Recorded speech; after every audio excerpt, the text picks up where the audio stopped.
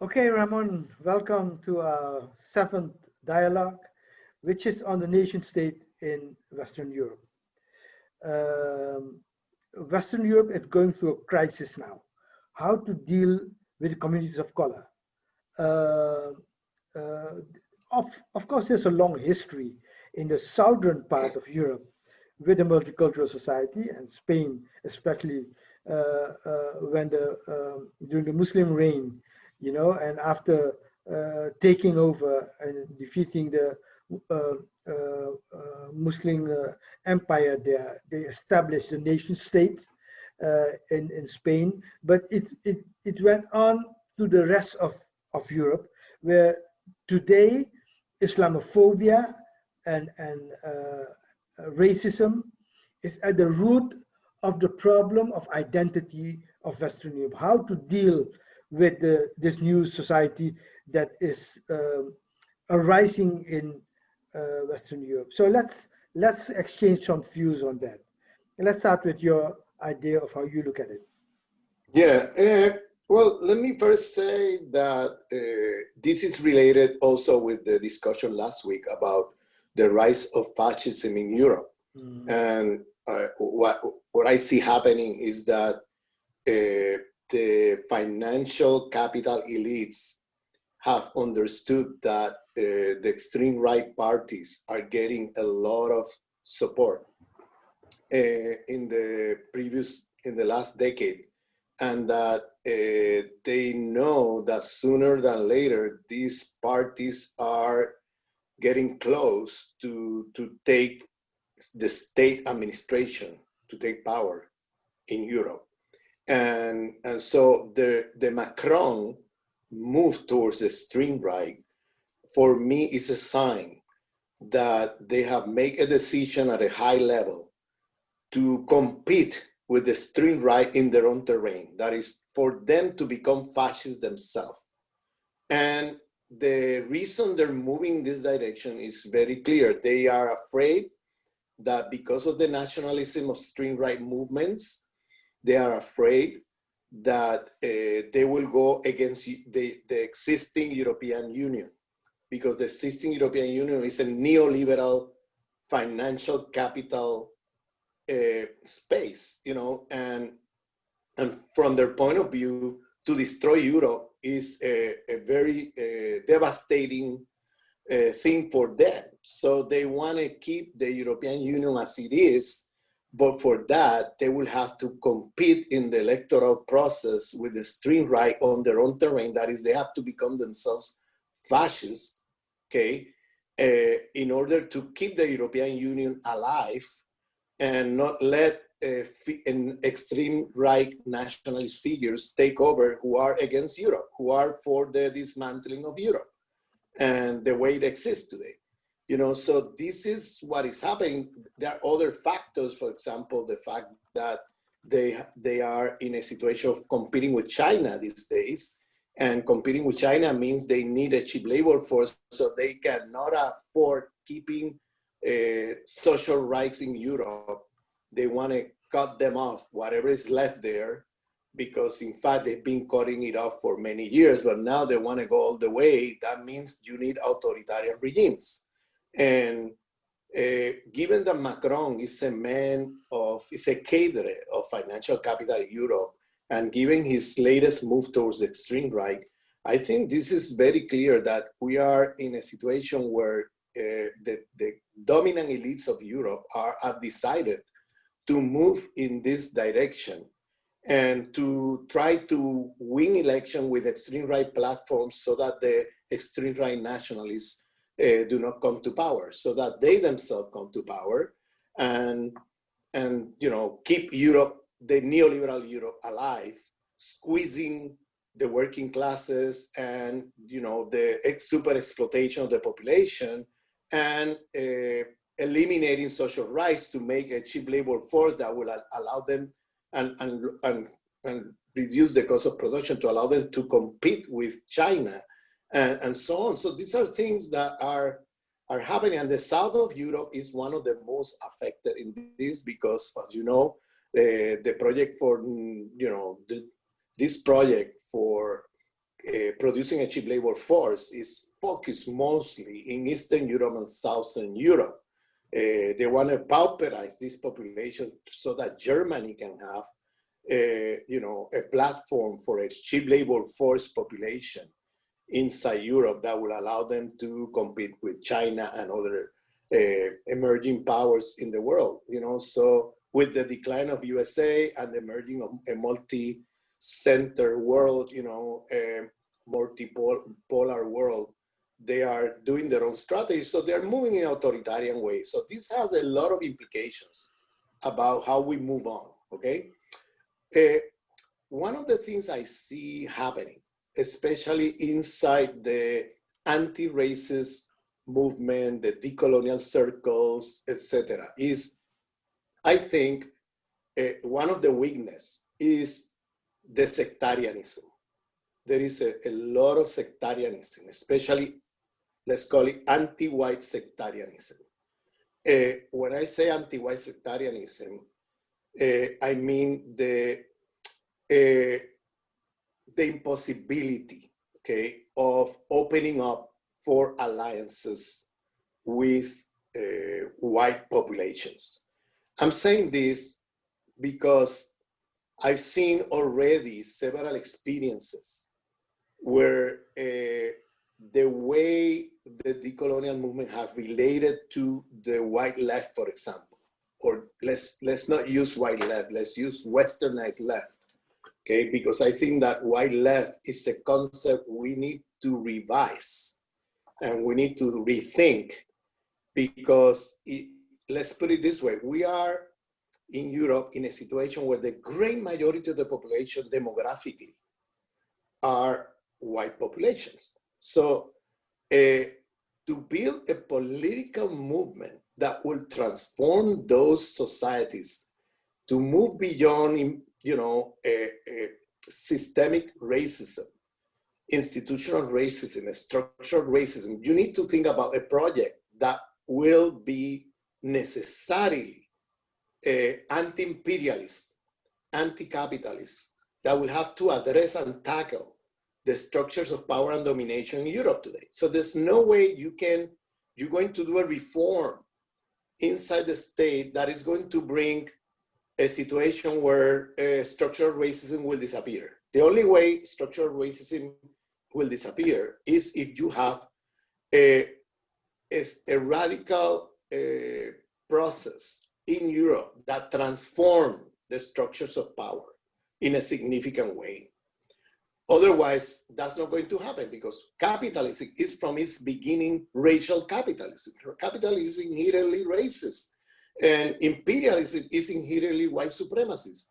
So if you don't tackle this, what you're going to get is maybe some internal reforms in a multicultural liberal way, which is a version of white supremacy, as we have discussed in previous conversations on video in one of the previous dialogues we had before. Multicultural liberalism is a form of white supremacy. So to think the most you're going to get in the best case scenario will be structural racism with some symbolic recognition of identity and things like this without changing anything. And this is the model used in the USA, Great Britain, and other places, okay? And we've seen the result, we've seen the limits of this, okay? And vis-a-vis the other model, which is the assimilationist model, the overt, confrontational assimilationist model of France today, or of Trump, for example, So these are two models of administrating white supremacy. Now, in Europe today, Europe is not, it's not a country in the global south, where you have a great majority of the population being the oppressed people, the third world people, etc., vis-a-vis a small minority of westernized elites or even white elites. In Europe, you have a situation where people of color, to use the American term, are fundamentally a demographic minority, okay, in Europe. So that entails, if you want to do politics, that will entail that you will have to have a platform, an anti-imperialist platform, anti-capitalist, okay, anti-civilizational, you know, in the sense, not in the fundamentalist sense, but in the sense of building a foundation for a new civilization and going after this civilization of death we call Western modernity, you know, and that will entail a transformation in the values, a transformation in the structures of domination, etc. So that's a long-term process. And so you need to build alliances. You need to build, like Hira Butelja and the indigenous of the Republic used to say, we need to create decolonial whites. If we don't have decolonial whites, it's going to be very, you know, up the hill, the struggle, because you can do it. People of color cannot do this alone in the context of Western Europe. You will need to build alliances, political alliances. And many times these political alliances do not have to be necessarily with whites who are decolonial. I mean, you could build it with people who are part of the Westernized left, that we might have disagreements in some issues, but we can get together. There's a potential of getting together against a common enemy, you know? But for that, you need to build autonomy from the point of view of the organizational, you know, autonomy. You need to build also so that you have a power base in your own communities. You have to build also dialogues with, sorry, you have to build also dialogues with the Westernized left, and those dialogues, if you go telling them you're white left, you know, and that's it, this is very confusing, because what they hear is pigmentation. They don't hear anything else because they don't have the conceptual framework that you have to understand that when we say whiteness, we're talking about a structure of power and domination. But then you keep using this term and go to dialogue with them, telling them you're white left. What they hear is that you're telling them racist, you're telling them white supremacy, you're telling them, and that's not the base to build a conversation, especially if we want to get some kind of alliances. That immediately closed down the potential for conversations, okay? I'm looking at our own mistakes, okay, here, because of course there are, you know, people who reproduce racist stereotypes and so on in the so-called white left, quote unquote, okay? In the Westernized left, there are some people who are racist. They are, the paradigm under which they're operating is very Eurocentric. So they don't understand many things we're saying, you know, and many times they behave in complicity with the structures of racism of the society that they're living in, you know. So I don't want to diminish this. This is a very important aspect, but then we need to know, or to build a strategy of how can we go from where we are at now, okay, and where they are now, to a point we can converge to build a broad coalition against the power that be. So that for me is the politics, the decolonial politics. We need to have a decolonial camp that will exercise. For that, you need to do a lot of ideological and theoretical work, okay, to build solid and serious arguments. You cannot just go and say you're white left, you're this, you're that, but you don't have an alternative, except some abstract thing about a future civilization. I mean, that's not going to work or convince anybody, okay? Not even the people of color will go and join you in that adventure if you don't have a clear mapping of the cartography of power, of the what kind of future we want to build, that kind of thing. So we're still, as you have said many times, we're still in an early stage, very early stage of this. And so what many times happen is that anti-racist movement go to the street, they fight against structural racism, but because structural racism is structural, it's very difficult to make any transformation. So you become a movement that goes to the streets constantly, that is always resisting with no outcome. You see, no significant outcome, okay? Because it's structural racism. I mean, the term itself is already telling you that things are not going to change unless you change the structures of power. And to change the structure of power, then you need to have a strategy. And to have a strategy, you need to have a project, a vision for the horizon. What kind of new civilization you want to build? What kind of new, and then you need to have also a strategy of how can we get from where we are today to that horizon? You know, I'm using here now a little of Dussel, Enrique Dussel, the decolonial philosopher from Latin America, who have called attention to these two extremes that he always sees in the left. The people who have a strong horizon, but no pragmatics in politics. So you're always moralizing and everybody's wrong except you know, but you never change the world because you don't do politics. You're just calling for a horizon and never, you know, put your hands dirty into politics because you don't do politics, you just do morals, you know? And this is very typical of many of the westernized left, but also in the decolonial movements too, where you see people also taking a moralizing critique about, you know, how bad the situation is, but without doing the proper strategy, alliances, etc., to move forward, okay, in the direction of a transformation of the structures of the society. And so you become a movement of denunciation. You are always denouncing this, denouncing that, denouncing the other, but you never have a positive strategy of transforming the world you live. So that's what I call the moral politics that you could see in the Western left, but you could see also in the decolonial, among the decolonials. Then you have the other extreme, which are, according to Dussel, the postmodernist politics, which is that you focus so much on the pragmatics of politics that you lose sight of the horizon of politics. So you're doing politics without horizon. So on the one hand, you have the people who do the horizon without the politics, okay? And the people who do politics without a horizon.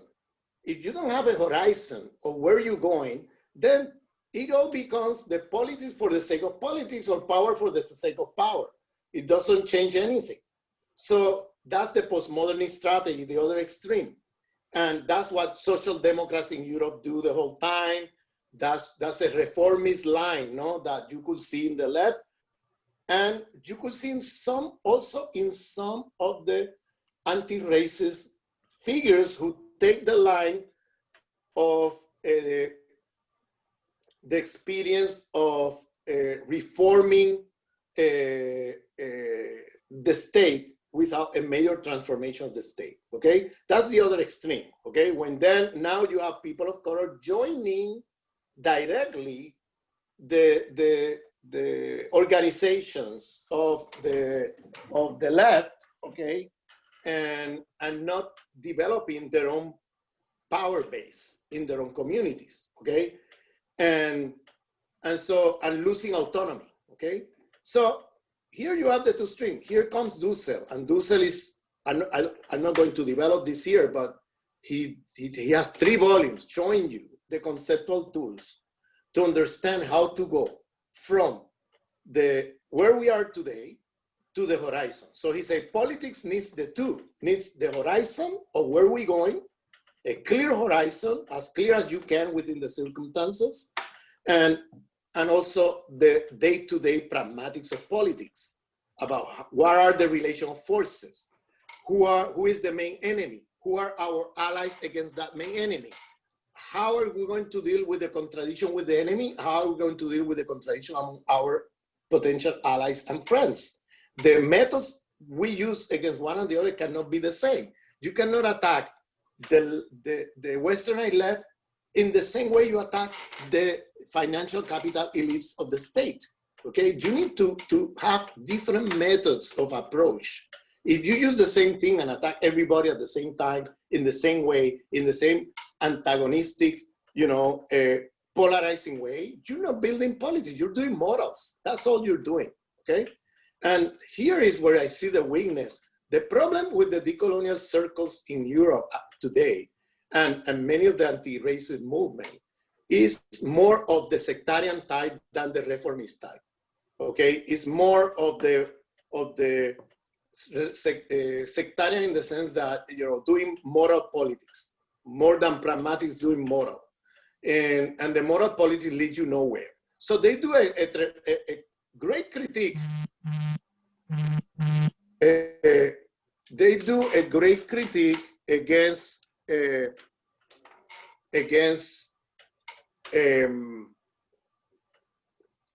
moral racism, calling for political racism, right? But in that sense, they in their politics, they do moral politics instead of structural politics. You see what I'm trying to say? So it's a contradiction there, and here where I see a major problem there, and if you come to the experience, for example, let's say, of the indigenous of the Republic, okay? In France. Yeah, in France. They did great work in terms of the conceptual issues of how to go about, in terms of the need for building alliances with the westernized left. But then the methods they use to deal with the westernized left betray their own purposes of doing the alliances. First, because you're calling them the whole time white left. And when you see them, you're white left, and the problem is that because of the lack of understanding of what you mean by whiteness, many of these people took it as a confrontation. They didn't take it as a friendly critique, They took it as, oh, these people are our enemies.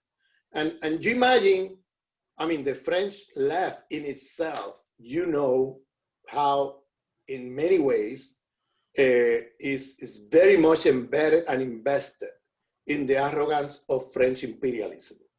And it's very much invested in complicity with Islamophobia, with anti-Black racism and so on, How can you build dialogues with these people, okay, that would move them forward? Well, I would say the Indigenous Republic were very successful at bringing a group of people to the decolonial camp within that westernized left.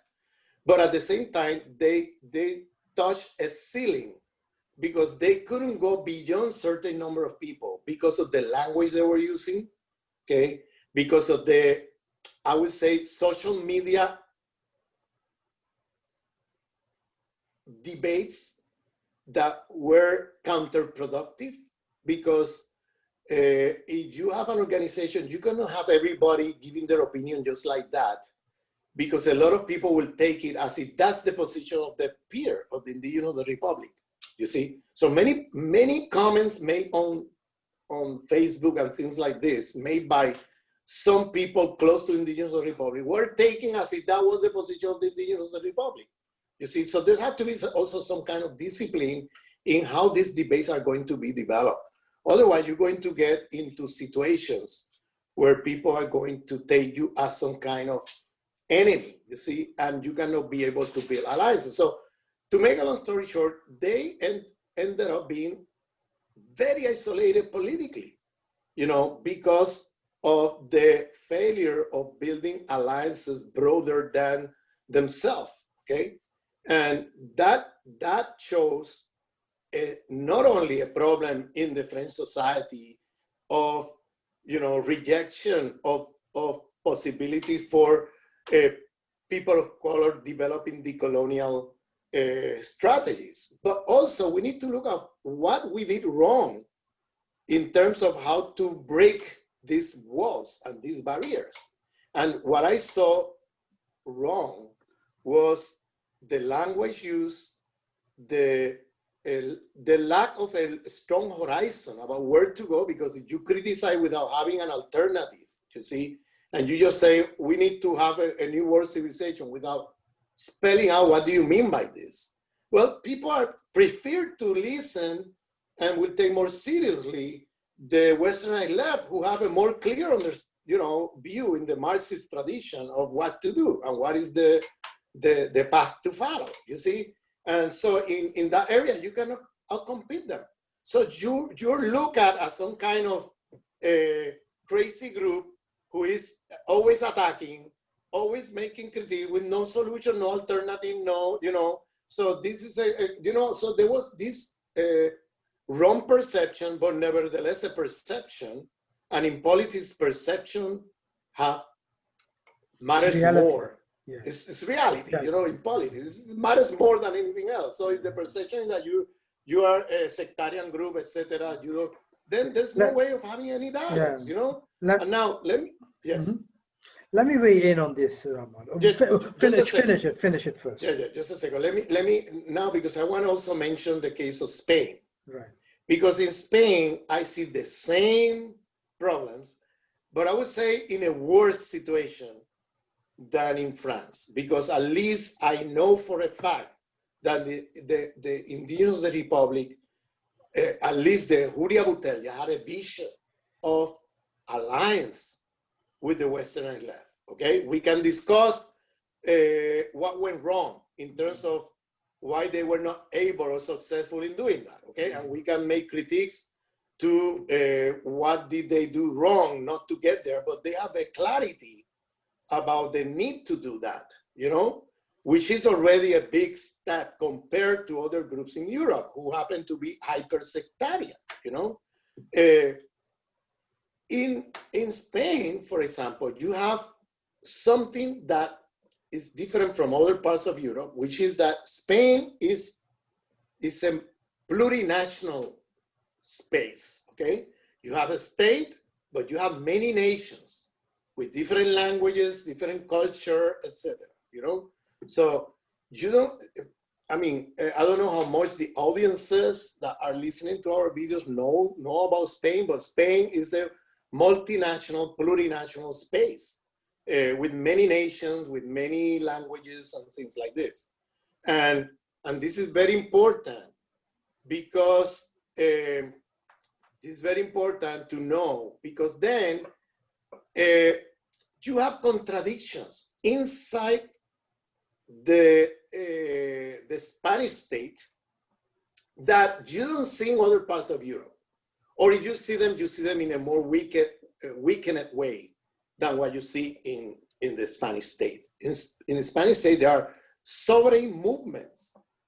Some of them very strong, others more weak, but there are sovereign movement among the oppressed nations in the state. And these people are calling for a struggle of national liberation inside the French state, okay? I'm sorry, inside the Spanish state. And then you have decolonial movements or decolonial people there who cannot see the contradiction between, for example, the people Castilian from Madrid, especially from Madrid, people from Madrid who happen to be more from, identify as Castilians, okay?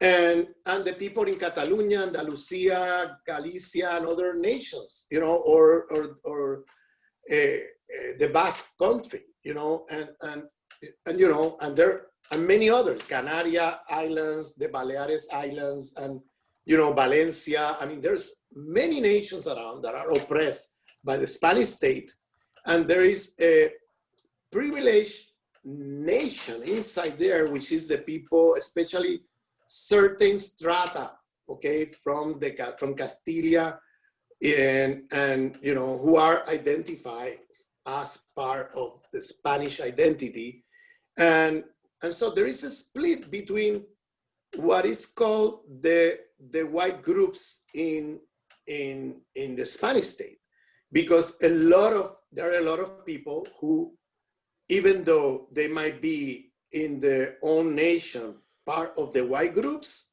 they are oppressed by other whites.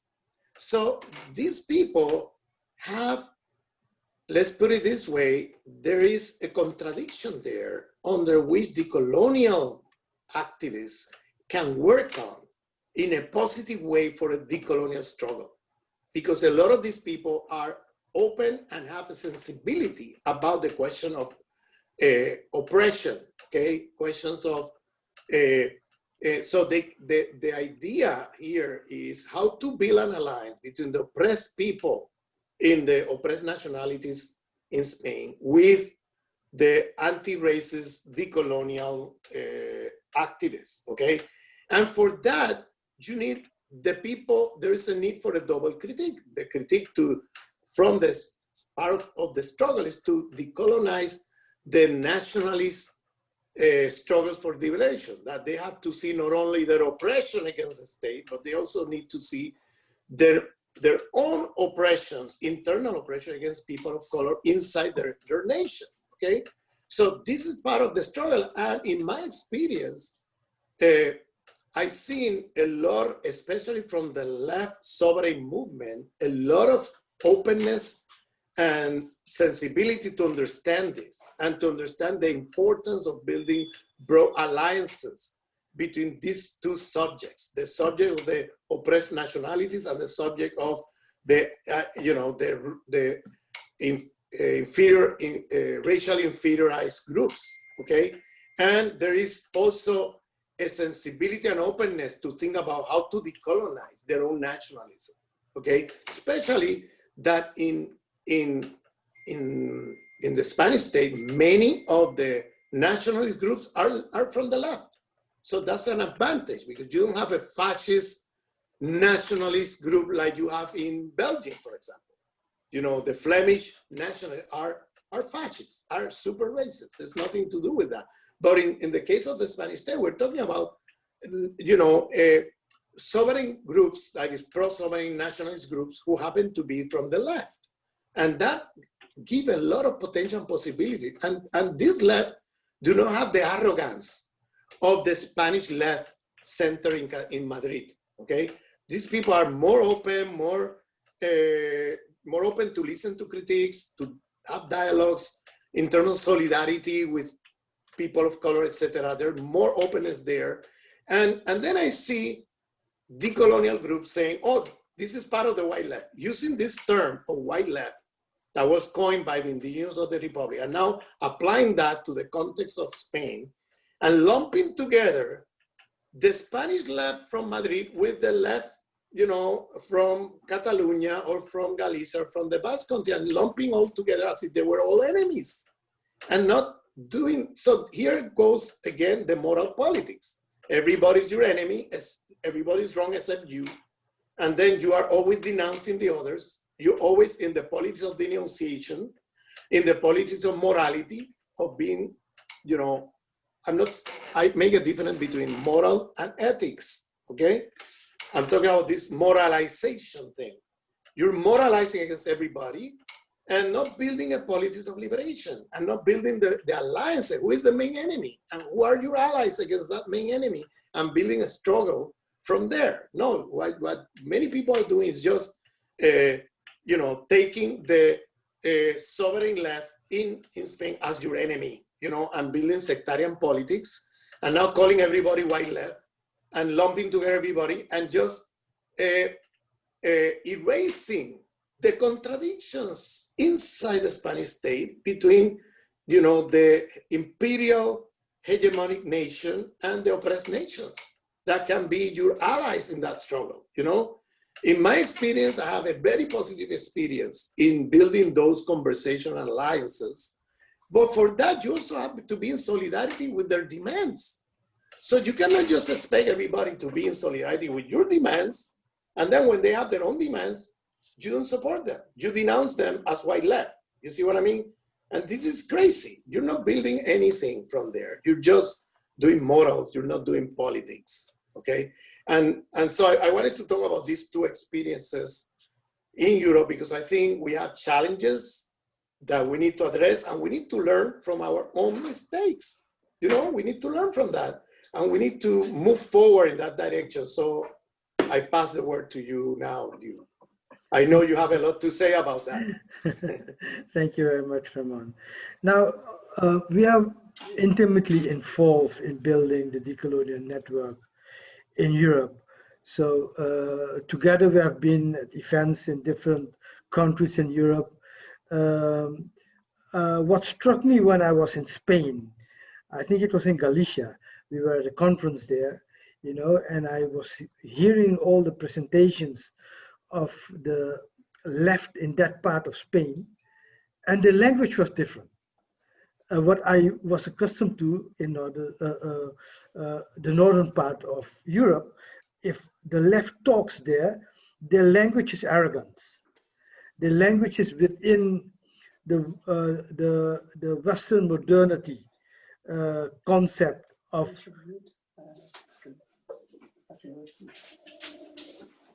Yes, can I move on? Yeah. Sorry. Yeah, no. So sorry for the interruption. No, don't worry. But while in Galicia, also with the Catalonian struggle, you see people are very sensitive of the issue of how they are oppressed by a group within the Spanish states that looks upon them as being inferior in some ways, and that the Spanish state is the norm to which they have to adapt to. And that reminded me of the conversation we had in Andalusia and Galicia and Catalonia with these activists, you know, and I told you, Ramon, about how I was so surprised to see that that was a different type of left than I was accustomed to in Europe. So I think that is something we have to take into account. The other thing, we were very much involved in the discussion with the Parti des Indigenous de la République in France, and I understand many of the, as you explained, many of the dilemmas, because some of them is not even related to them. For example, when we talk to any decolonial activists in Europe and we ask them, how should we move forward in terms of a concrete economic program? Let's take one issue. Economics is very important in every society. So what is our economic view? Do we want to nationalize the industry? Do we want to... Sorry, Ramon, I think... Yes. Something is technically going wrong. Yeah. I'm having a problem with my electricity here. Okay. Just a second. Sorry. Having a problem here that I'm not getting. Tráeme la cosita para charge. ¿El teléfono? Sí, tú sabes estas cositas que yo meta esto y lo puedo meter ahí en la. Sí. Claire, para yo cargar, necesito una cosa que enganche aquí y plug. Ah.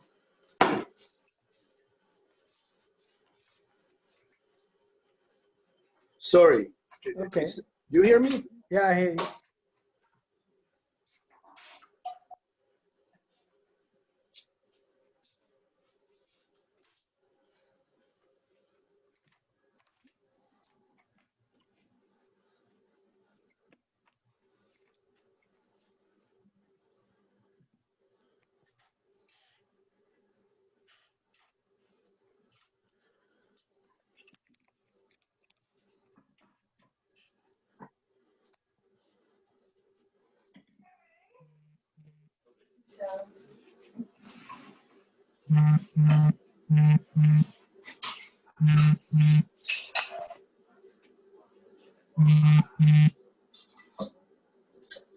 Okay.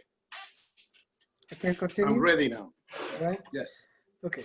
So to take the issue back, I understand the problems that the pair has, because it's a problem which is common to all decolonial activists in Europe, which is the practical demands. what do we demand, right? So if we say we are fighting structural racism, what is our, for example, our economic program? What do we want economically? Do we want to nationalize the banks? Do we want to have a planned economy? What do we want? Look, these ideas have not been articulated in the decolonial movement, because the decolonial movement was very much focused on epistemology, philosophical critique, cultural critique, and didn't go into those practical issues, which is something we have to do, something we have to produce the coming years. And so it's not a fault of these movement themselves. So,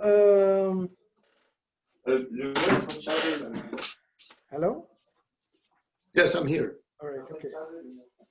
So I heard something on the background, Ramon. Yeah, but it's not. Okay.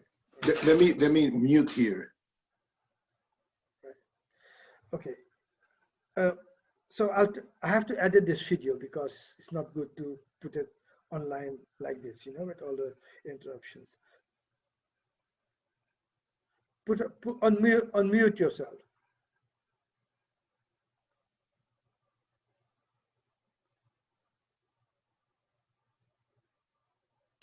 For future occasions, keep going, because sometimes you receive a call, I keep going, I don't stop. You see, I keep because the recording keeps going, you see, and you should keep going, and then I fix it here, you see what I mean? But when you stop, then it needs to be edited now. Anyway, okay. Anyway, all right. So what I'm saying is that our decolonial movement across the world, in fact, and especially in the Western Europe, has to focus on practical politics, as you mentioned. What is it that we are asking for? And if you are only involved in organizing the demonstrations and the debates, etc., I can imagine that's difficult. But suppose you participate in elections and you do get elected in parliament, like in Holland, where activists of color have 3 seats now in the national parliament, and they have seats in 17 municipalities, see? But then if you are in the parliament, you have to come up with practical things. You have to put out a motion for what do you want regarding a certain policy of the government. What is your alternative, you see? And I think we need to go on that route. Think as if we are involved in practical politics on the level of decision making. We have to take part in the decision making process in a council, in a municipality, in parliament, and that is where you develop practical politics. Otherwise, you will be stuck in denouncing politics or saying general abstract things which doesn't have any practical implications. And I think if we want to move on that level, we need another kind of cadre formation that goes beyond theoretical issues, that goes on the issue of how do you mobilize within Western Europe. The system in which you operate now is the parliamentary democracy. See, that is where institutional power is organized. It is organized in companies. It's organized, and then you have to figure out, if you are working at a company, what are the power structure in the company where you have some form of influence. So these are things we were not accustomed to think about, you see, because we went from the one demonstration to the other demonstration. But I think we need to change that in the coming years and decades. That is where the focus should be. And maybe that is something we didn't touch upon, the nation state problematic for now, but I think maybe for the next session, let's talk about what kind of practical program would be suitable for decolonial movements in Western Europe, where we take Western Europe as the main things.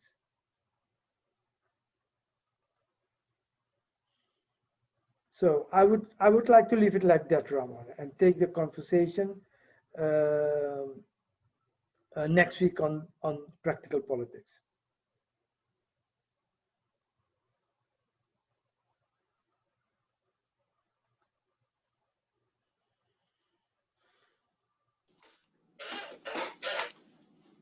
Okay, do you hear me? Yes, I hear you. Yeah. How long will it take you to put it online? This one will take more time because I have to edit it, you know? Yeah, but it's only a minute or two, you know, it's not more, it's not much. Yeah. Okay, then I'll put it online tonight. Okay.